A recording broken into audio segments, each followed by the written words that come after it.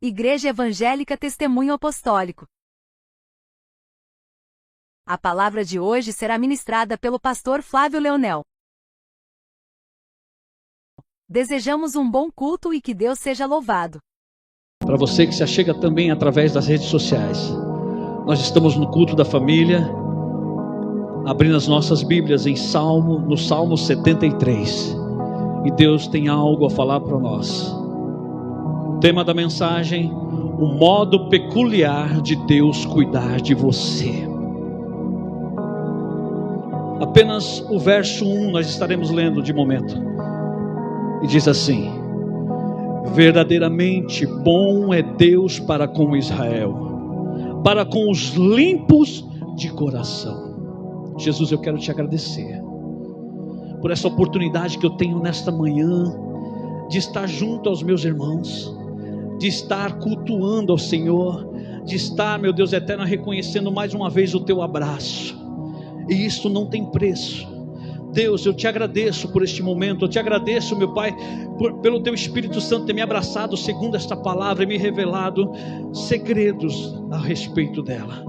Então, meu Deus, eu peço novamente a presença do teu Espírito Santo, da mesma forma que me tocou, que ele possa ter liberdade nessa manhã em falar conosco, meu Pai.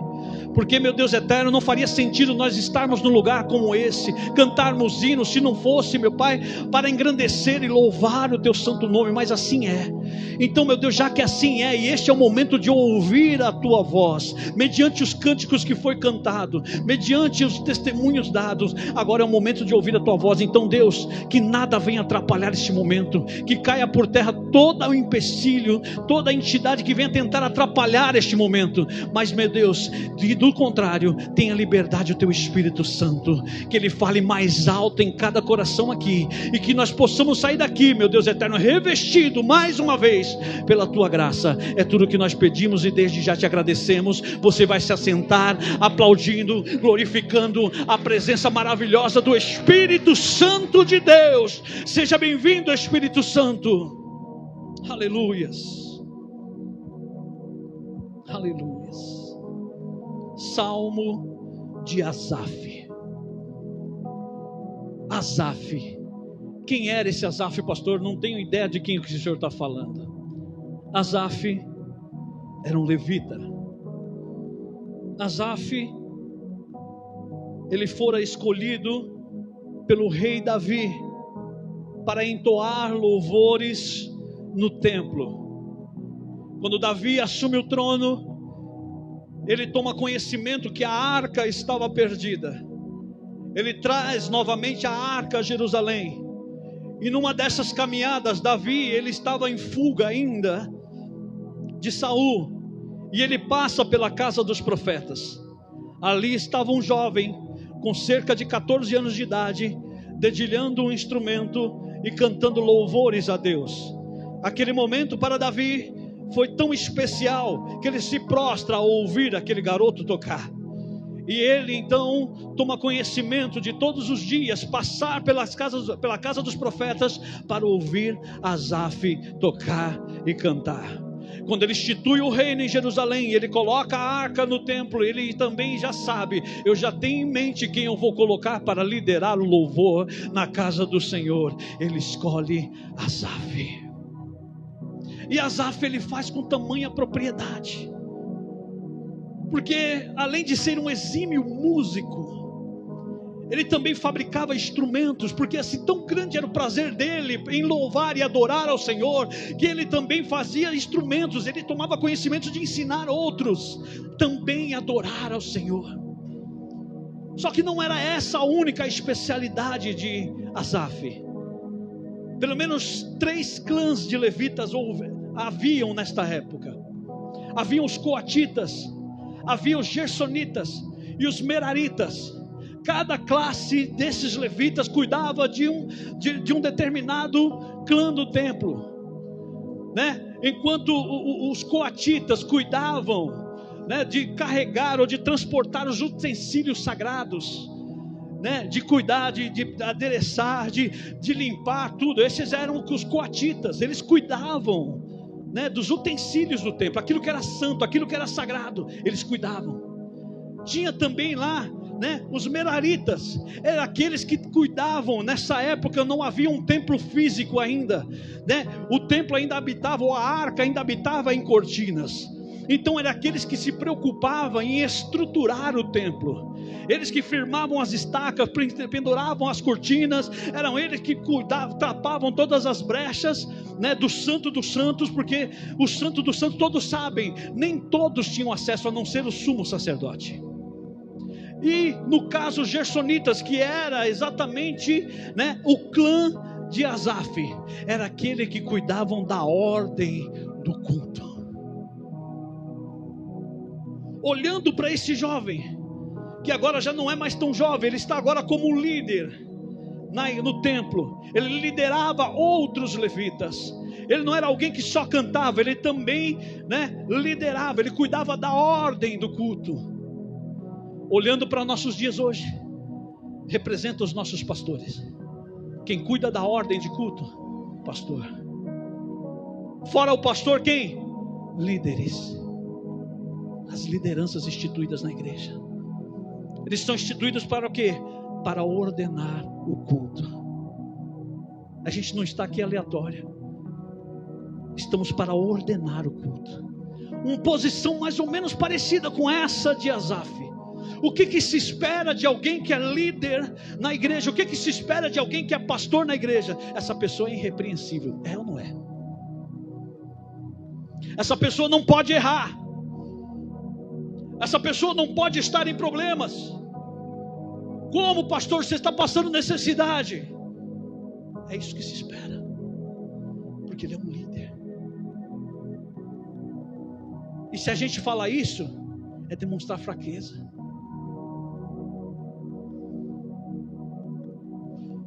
Mas vocês não sabem o quanto é difícil, por vezes, subir aqui destruído, mas com uma palavra de vida. Você não sabe o que é vir para a escolinha, muitas vezes para deliberar uma palavra para as crianças, mas com a vida que só Deus sabe. Pastor, eu tenho até pânico de ir lá, porque quem está precisando de um abraço sou eu. Você não sabe como é que está lá em casa. E muitos sucumbem porque não pode nem comentar. É fraqueza. E por que nós fazemos isso? Por que nós, como igreja, agimos assim? Porque nós queremos agir em justiça. Deus vai mostrar na sua palavra que a nossa justiça é como um trapo de imundícia, para nada serve. Em outra leitura, a saber lá em Mateus capítulo 7, versículo 1 e 2, Jesus vai instruir: não julgueis para não ser julgados, porque com a mesma medida que você medir, vos medirão também. Mas a gente constantemente toma a nossa reguinha,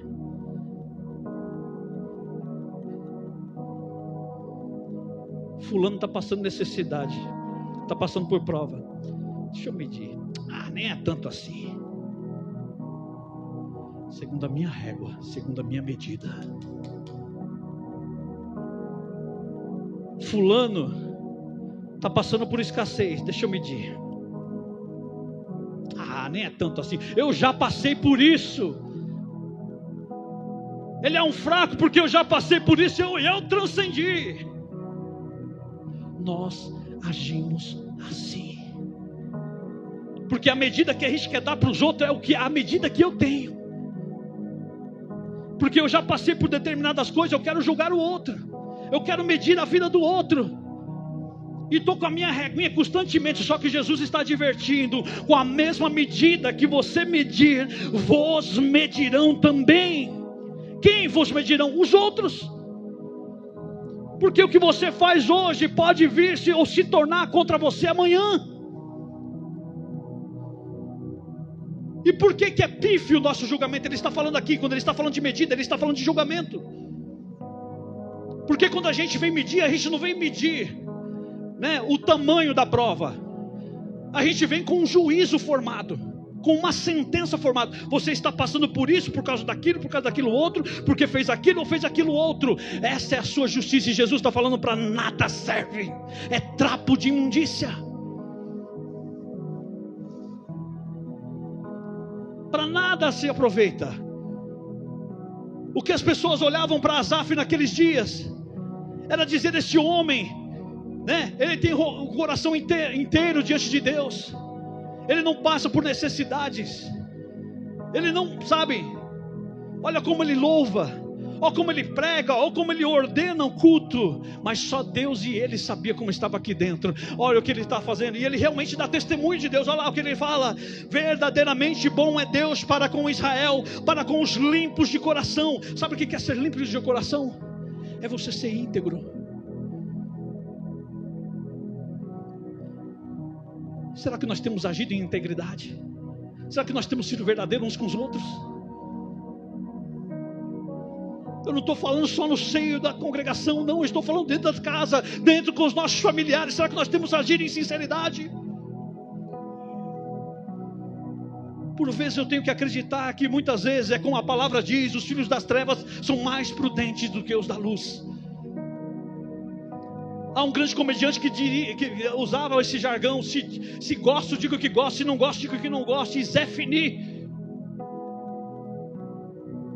Nós como cristãos, nós temos capacidade de viver isso, de falar a verdade. Vivemos com a nossa régua o tempo todo, medindo a vida dos outros. É isso, é aquilo. Só que Jesus te trouxe até aqui nesta manhã para falar: olha, eu não quero mais saber de medidas, porque a minha medida é diferente. A minha medida é a graça. E de que tamanho é a graça? De que tamanho é a graça que você foi alcançado? Eu sei o tamanho da graça que Ele me alcançou, mas e vocês? Julgam, determinam juízos, falam um dos outros. Eu quebro hoje essa medida, porque a minha medida é a graça, e a graça você nunca vai entender.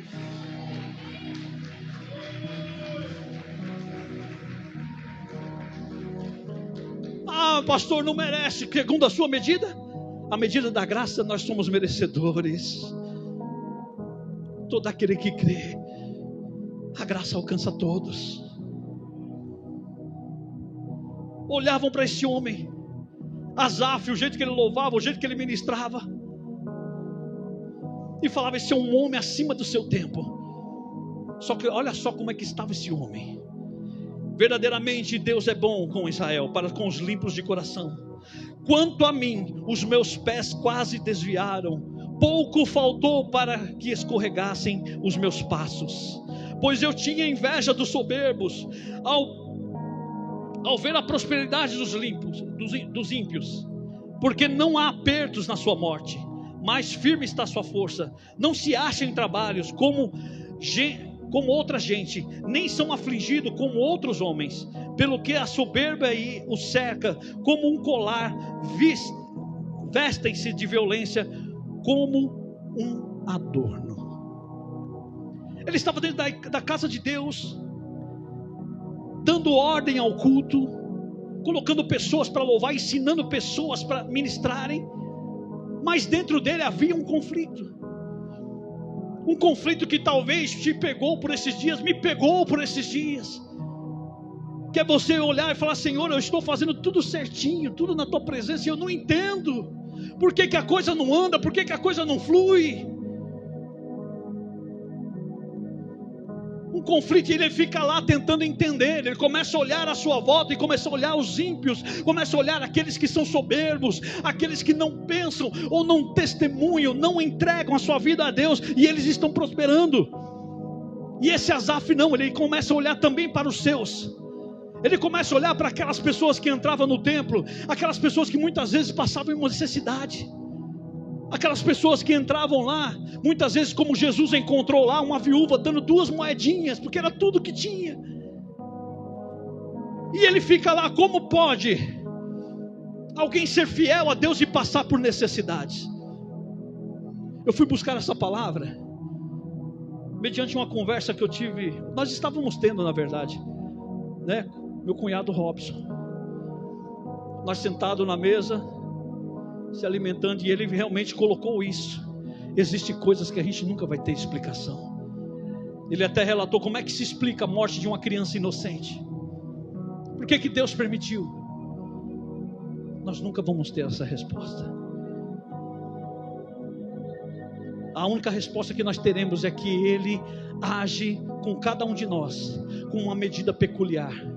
Para cada um Ele tem uma medida, para cada um Ele sabe até, sabe, os nossos limites. Então não cabe a nós estarmos medindo a vida de ninguém. Não cabe nós estar com uma régua por aí medindo e julgando e desferindo julgamentos, sentenças sobre a vida de pessoas, quando a graça é algo que eu não posso transcender. Ah, mas era um enganador, era um bandido, era isso e aquilo. A graça me alcançou.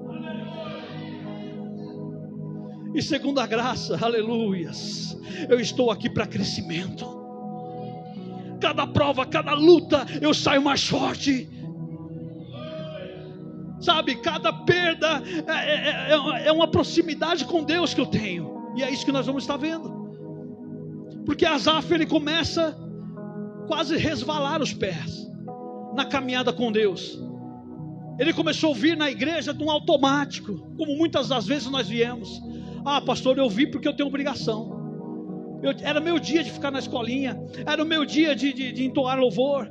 Olha, eu não queria nem vir, vocês não sabem como é que está. Eu realmente não sei. Eu sei que a graça está deliberada na minha e na sua vida. O apóstolo Paulo também foi diante de Jesus, foi diante de Deus por 3 vezes orar: Senhor, arranca de mim esse espinho, eu não aguento mais. E qual foi a resposta? A minha graça te basta.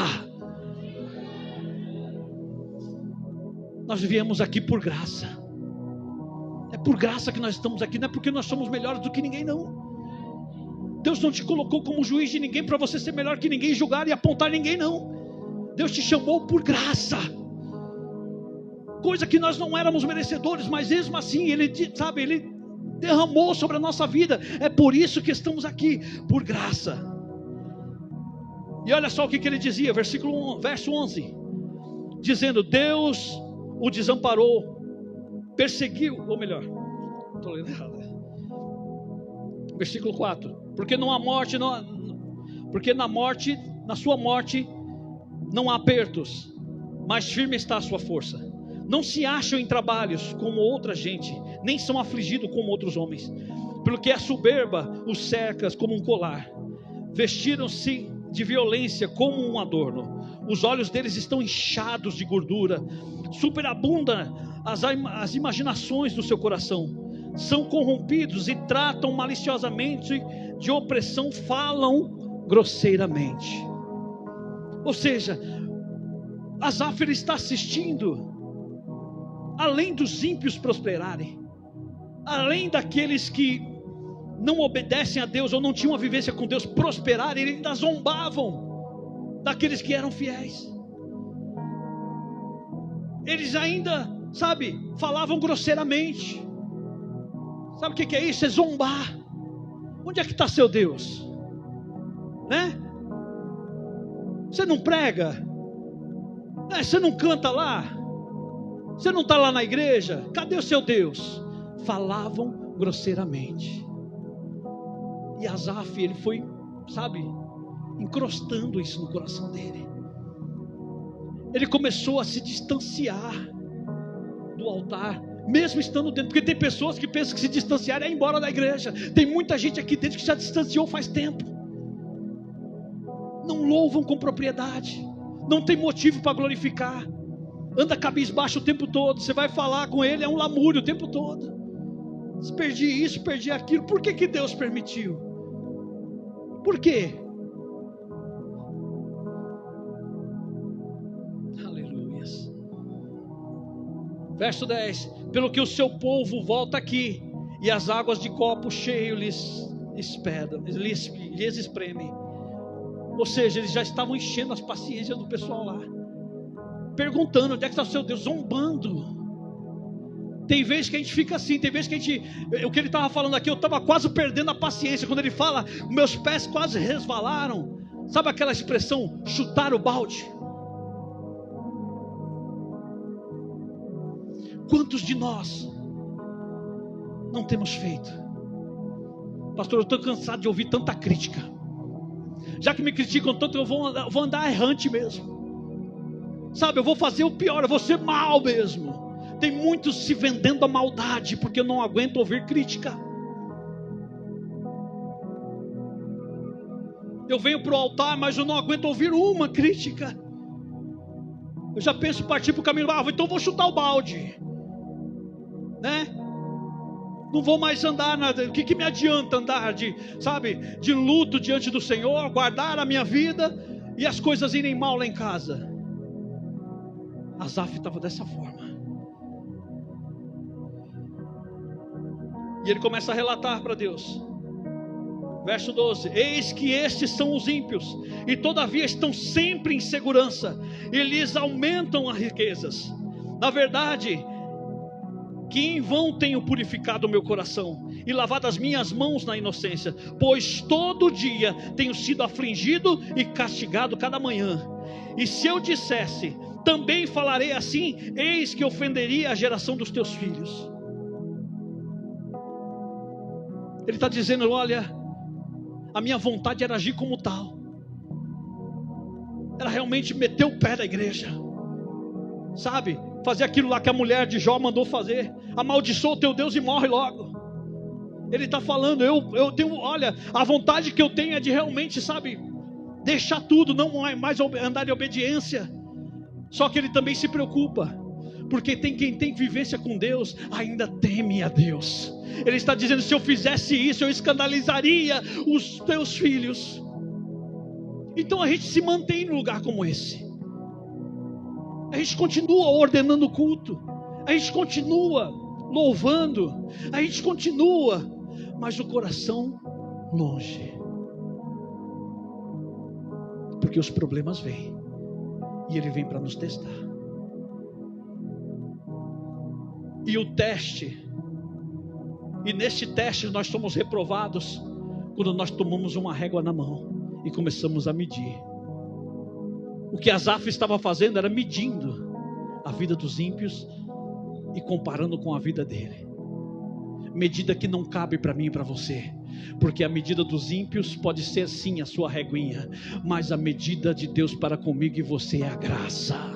E a graça eu nunca vou saber quando eu vou ser alcançado por ela, ou como ela vai me alcançar.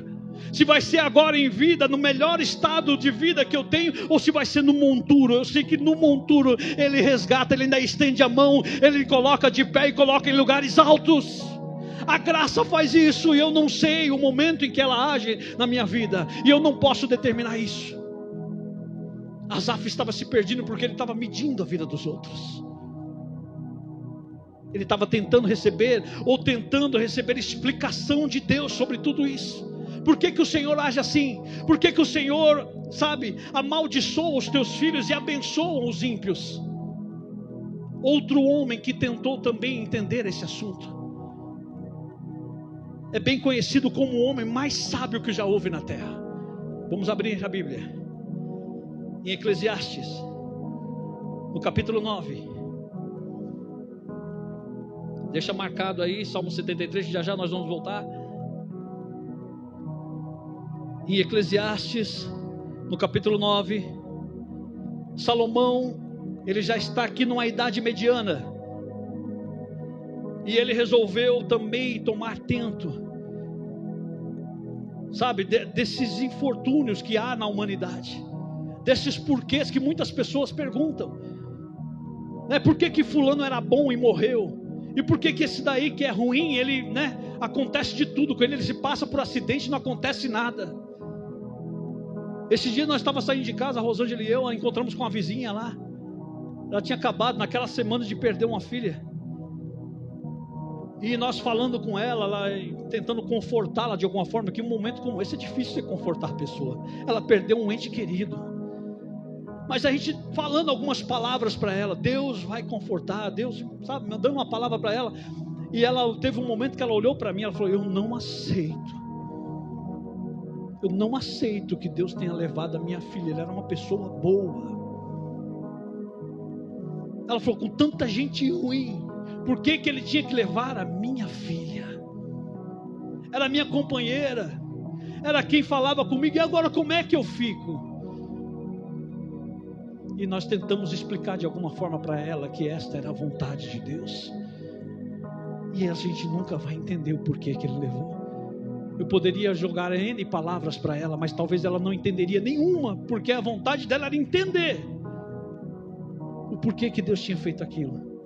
E Salomão está passando um momento como esse. Olha o que ele fala: deveras resolvi todas estas coisas no meu coração, para claramente entender tudo isto, que os justos e os sábios e as suas obras estão nas mãos de Deus, e também que o homem não conhece nem o amor nem o ódio, tudo passa perante a sua face. Ele foi tentar analisar, ele tentou buscar os porquês, do qual nós buscamos também, como aquela mulher estava buscando, por que Deus levou? Era uma pessoa boa, e ele está falando aqui: eu fui e eu resolvi isso dentro de mim. Era um conflito como aquele de Asaf, e ele está falando: eu resolvi isso comigo no meu coração, que tudo está nas mãos de Deus. Nós não sabemos, nós falamos era uma pessoa boa, mas nós não sabemos. Quem sabe é Deus. Ele está falando: o amor e o ódio estão nas mãos de Deus. Era uma pessoa boa, quem sabe é Deus. Era uma pessoa que devia, ser passiva de ódio, quem sabe é Deus. Salomão conseguiu resolver isso dentro dele, esse conflito, e ele continua falando.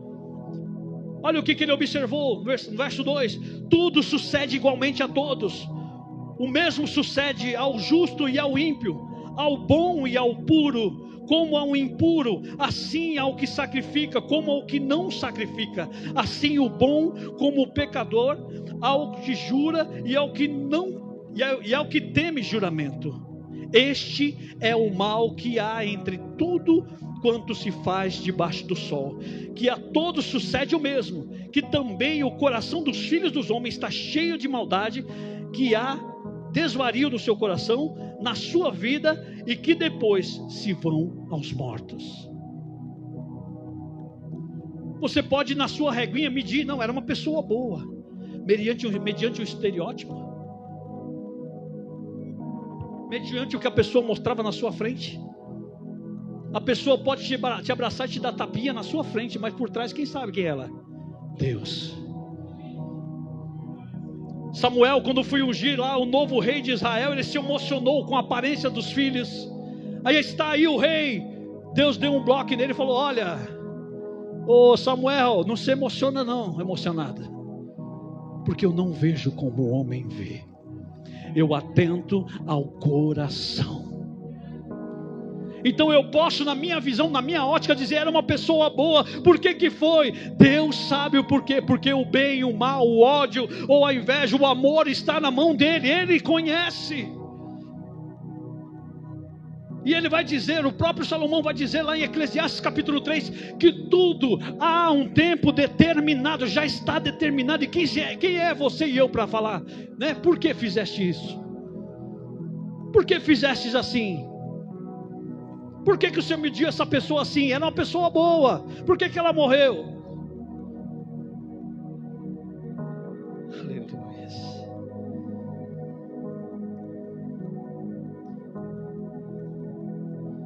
Ele diz no versículo 3: este é o mal que há entre tudo que se faz debaixo do sol.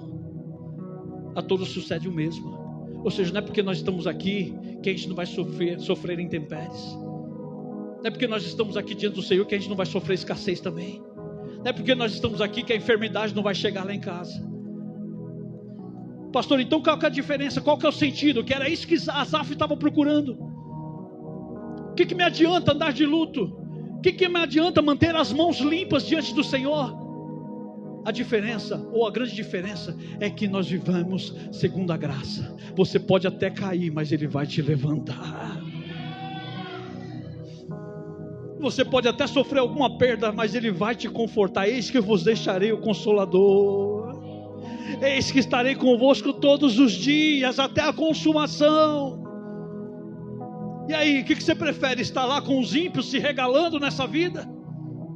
Ou estar diante do Senhor vivendo a graça? Está difícil, mas você não está só. Aleluia. Aí ele vai dar um conselho. Ora, para os que o acompanham com todos os vivos, há esperança. Porque melhor é o cão vivo do que o leão morto. Porque os vivos sabem que hão de morrer, mas os mortos não sabem coisa nenhuma, nem tampouco eles têm jamais recompensa. Mas a sua memória ficou entregue ao esquecimento. Até o seu amor, o seu ódio, a sua inveja já pereceram e já não tem parte alguma neste século, em coisa alguma do que se faz debaixo do sol. Salomão falou: eu vou deixar de entender, de querer entender Deus, porque a gente nunca vai ter uma resposta concreta, porque a graça alcança quem ela quer, no momento em que ela quer e na medida que ela quer. Isso não está deliberado a homens.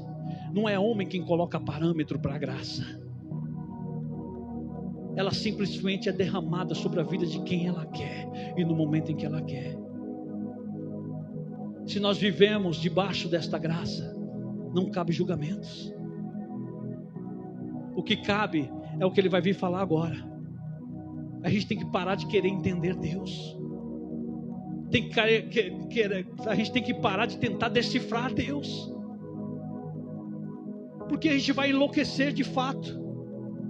A gente vai começar a agir, ouvir nessa casa como Asaf estava vindo, sabe, sem sentimento, porque eu não consigo entender. Eu vou lá, faço de qualquer jeito, eu vou porque eu sou obrigado. Se eu não for, o pastor vai reclamar, ou quem sabe alguém da liderança.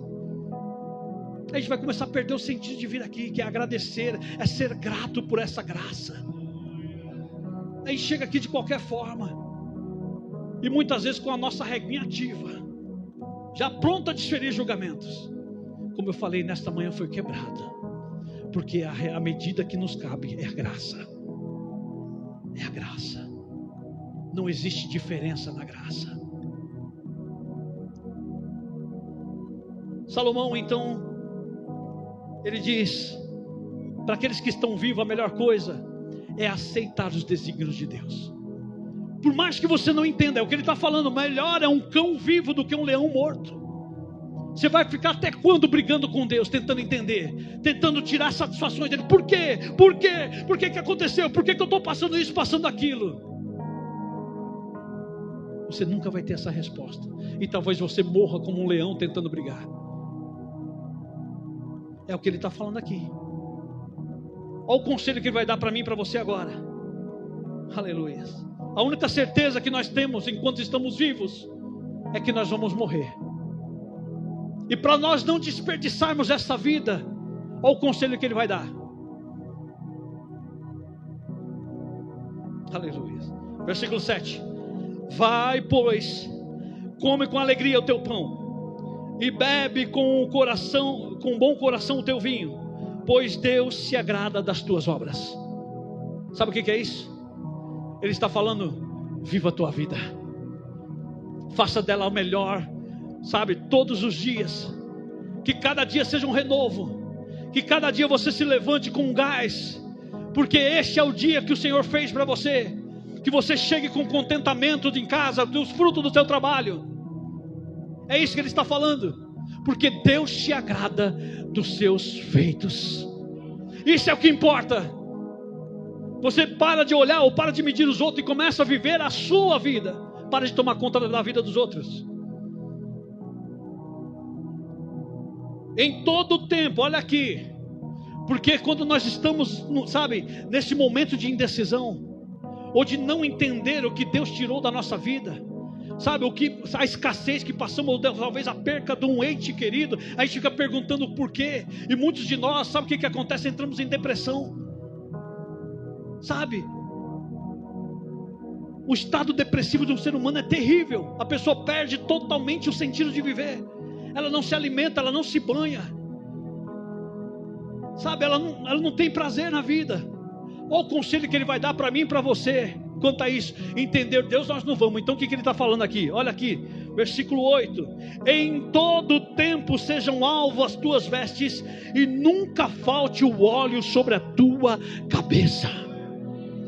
Pastor, não entendi. Ele está falando, o que é isso aqui? É lá no futuro? Não, ele está falando do presente. Sabe o que é manter alvo as tuas vestes? Falando na linguagem de hoje, que você se vista com a sua melhor roupa todos os dias, como se você fosse para uma festa mesmo, e nunca faltar o óleo sobre a tua cabeça. É você ajeitar seus cabelinhos, porque a pessoa não se banha, a pessoa não se arruma mais, não tem prazer em viver. Ele está falando, vista a sua melhor roupa, sabe? Se asseia, passa um perfuminho aí. Por quê? E por que eu tenho que fazer tudo isso, pastor? Agora vem a sequência, olha lá. Goza a vida com a mulher que amas todos os dias da tua vida, da tua vaidade, os quais Deus te deu debaixo do sol, todos os dias da tua vaidade, porque esta é a tua porção nesta vida e do teu trabalho que tu fizeste debaixo do sol. Aproveita a vida, meu filho, é a tua porção. Ah, pastor, não tem motivo para adorar. Ele está falando, vista a sua melhor roupa, para de reclamar. Para de querer entender o porquê. Viva a porção que Ele te dá hoje. Ah, pastor, não está sendo a melhor, mas é a tua porção de hoje. Amanhã Ele vai te dar outra. Pastor, como é que o senhor pode afirmar isso? Na oração do Pai Nosso Ele fala o quê? Dá-nos o pão nosso de cada dia. Todo dia Ele tem uma porção para mim e para você. A porção do dia nós temos que comer. É que Ele está falando, coma, vista-se como se fosse para uma festa, porque foi Deus quem fez, foi Deus quem deu. Em outras palavras, seja grato, adore a Deus. Mas pastor, eu estou no momento de perda, eu estou no momento de escassez. Adore a Deus, não pare de adorar, não pare de louvar, não pare de buscar a Deus.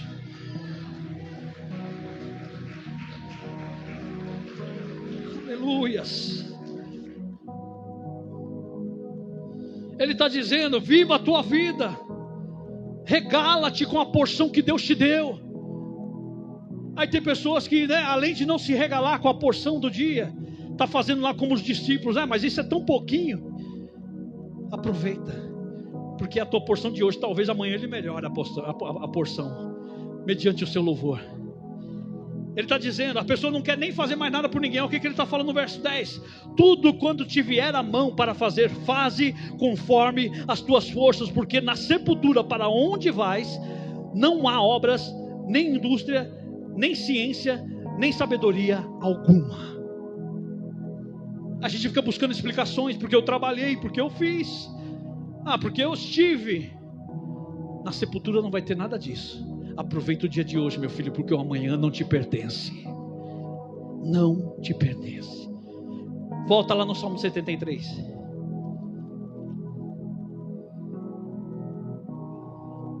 Asaf está da mesma forma, buscando um sentido para louvar. Talvez você esteja vindo a esta casa há algum tempo já, buscando um sentido para louvar a Deus. Pastor, faz tempo que eu não consigo, de verdade, de fato, adorar a Deus com propriedade, sentir o que eu sentia antes. Sabe o que nos falta muitas vezes? É essa parte aqui que Asaf vai falar. Ele estava com o coração totalmente voltado à vida dos ímpios, com a reguinha dele ativa, medindo a vida dele com a dos ímpios. Até este dia, verso 17, até que eu entrei no santuário de Deus, então entendi eu o fim deles. Certamente tu puseste em lugares escorregadios, tu os lanças em destruição, como caem na desolação, quase num momento ficam totalmente consumidos de terrores, como faz com um sonho o que acorda. Assim o Senhor, quando acordares, desprezarás a aparência deles. Diz que ele mudou a visão quando ele entrou no santuário de Deus. Aí você pergunta, como eu perguntei, como é que pode o homem ele cuidar da ordem do culto, ele proporcionar trabalhadores para o culto, preparar levitas para o cântico ao Senhor, e ele mesmo não entrar no santuário? Porque o tempo todo ele está lá só olhando a vida dos outros. Pastor, que lugar é esse? O santuário era um lugar reservado, coberto por uma cortina, onde ficava reservado a arca do Senhor. Era tido para, os israelitas como a morada do Deus, a morada do Altíssimo. Ficava no Santo dos Santos, um lugar que ele conhecia bem, porque ele mesmo é quem carregava a cortina ou o véu do templo. Ele era encarregado, como o gersonita, encarregar essas cortinas. Ele cuidava dessa entrada do Santo dos Santos, ou seja, ele tinha a chave da porta na mão e ele mesmo não entrava. Por quê? Ele estava tentando entender Deus, tentando decifrar Deus. Talvez como eu e você, nós temos perdido o nosso tempo, perdendo a nossa vida, perdendo a nossa, diante dele, não conseguimos louvar porque a gente está preocupado com o que nós perdemos, buscar explicações pelas adversidades. Nós nunca teremos resposta. O bem e o mal está na mão dele. É como ele está falando, você, até o ódio, e o amor daqueles que vivem está na mão de Deus. Porque quando ele morre, o que acontece? As pessoas não vão nem se lembrar de quem ele odiava, de quem ele amava. Nem sei quem é. Do que ele fazia, do que ele trabalhava. Foi muito inteligente, mas eu nem lembro. Então Deus está falando, aproveita a porção que eu te dei hoje, porque amanhã não te pertence. Talvez você caia em esquecimento daqui a pouco, porque a gente fala do amanhã, daqui a pouco eu posso sofrer um acidente e acabou para mim. Todos os planos, o meu amor, o meu ódio por alguém foi-se, ninguém vai lembrar. E eu perdi a porção que ele me deu. Asaf entendeu quando ele entrou no santuário. Pastor, tudo bem, o senhor explicou que o santuário era onde a arca ficava. Nós não temos a arca hoje. Onde fica o santuário de Deus? Aleluia. No Salmo 22, versículo 3, o salmista vai dizer que Deus habita em meio aos louvores. Aí nós não entendemos quando muitas vezes nós estamos em prova e alguém fala, cante. Pastor, eu não tenho motivo para cantar, eu só tenho motivo para reclamar. Para suprimir como aquela senhora, eu não aceito o que Deus fez. Cante. Você vai entrar no santuário de Deus e você vai entender tudo. Ele vai trazer conforto para a tua alma, e Ele vai mostrar que Ele não te entregou hoje, te arrancou esse momento da sua vida hoje para te proporcionar um melhor. Para que você consiga um melhor, Ele tem que tirar o que você está agora. E isso a gente nunca vai decifrar, a gente nunca vai entender. E ele continua falando aqui, Asaf. Aleluia. Versículo 17, 18. Certamente tu puseste em lugares, ou melhor, nós paramos, entrei no santuário. 18. Certamente tu puseste em lugares escorregadios, tu os lanças em destruição, como caem na desolação, quando quase num momento ficam totalmente consumidos de terrores, como faz um sonho, acorda sim, e o Senhor, quando acordares, desprezarás a aparência deles. Olha o que ele vai dizer aqui, e talvez seja o momento que eu e você chegamos nessa casa. Assim o meu coração se azedou, e sinto picadas nos rins. Sabe quando que a gente sente isso? É quando a gente não aceita que tem alguém melhor do que nós. A gente fica tentando buscar explicação. Por que fulano morreu e era bonzinho, e esse fulano é mau e está aí? Se você ficar, é isso que você vai sentir. Se você vai adoecer, meu filho, porque resposta você nunca vai ter. Asaf está descrevendo, eu por indagar tanto tempo a Deus, eu por tantas vezes ficar perguntando, olha o que aconteceu comigo, se azedou o meu coração. Os meus rins eu sentia pontada. Ele estava ficando doente já.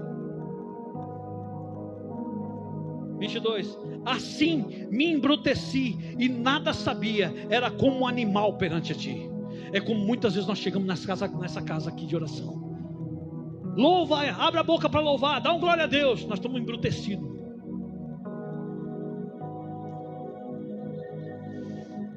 Tem motivo para adorar? Deus tirou tudo de mim. Não tem que glorificar nada. Fulano chegou ontem, olha, já tem mais do que eu. Embruteceu-se.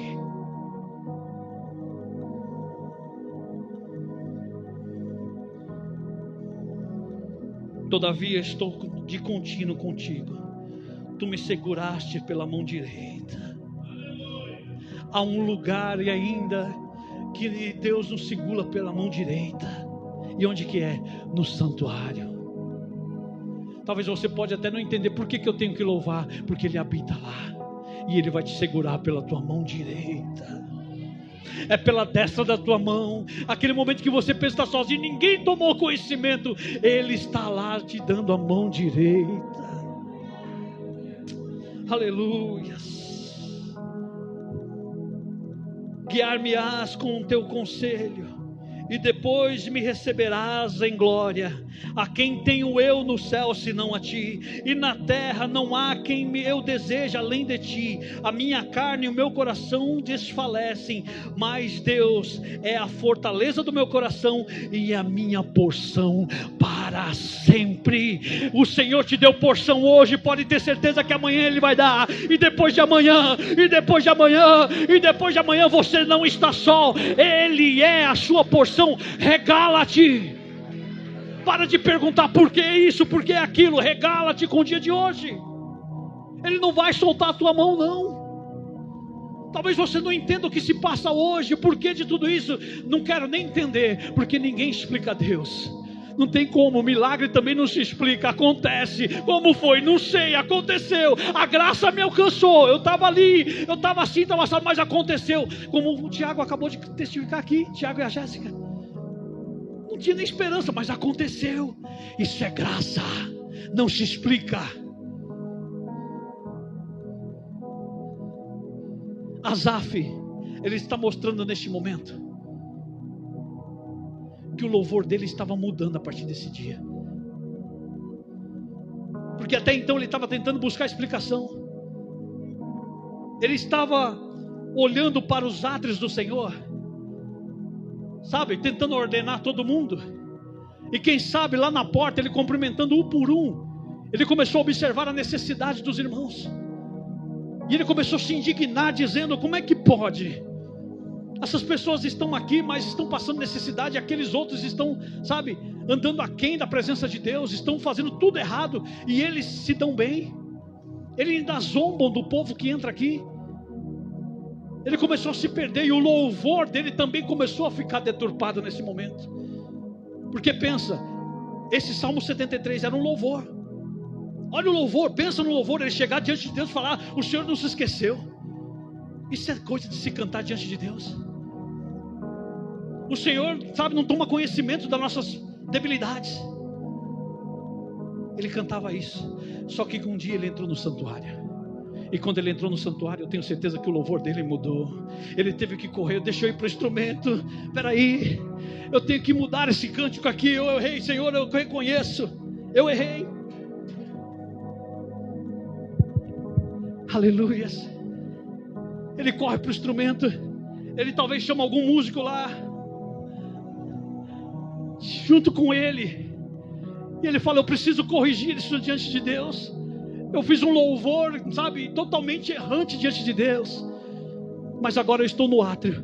E eu agora reconheço que realmente o Senhor colocou ele em lugares escorregadios. Eles pensam que estão estabelecidos, mas estão em lugares escorregadios. Mas eu, na presença de Deus, é diferente. Olha o louvor que talvez ele cantou naquele dia. Lutamos com armas de fé, e nada irá resistir enquanto adoramos.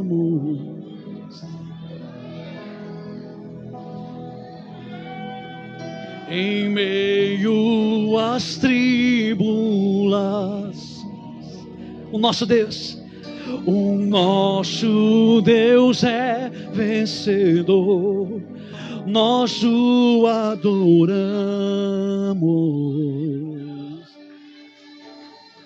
Sabe por quê? Vitorioso és, na tempestade estás. Teu nome infalível é, os reinos em vão, teu trono acima está. Teu nome imutável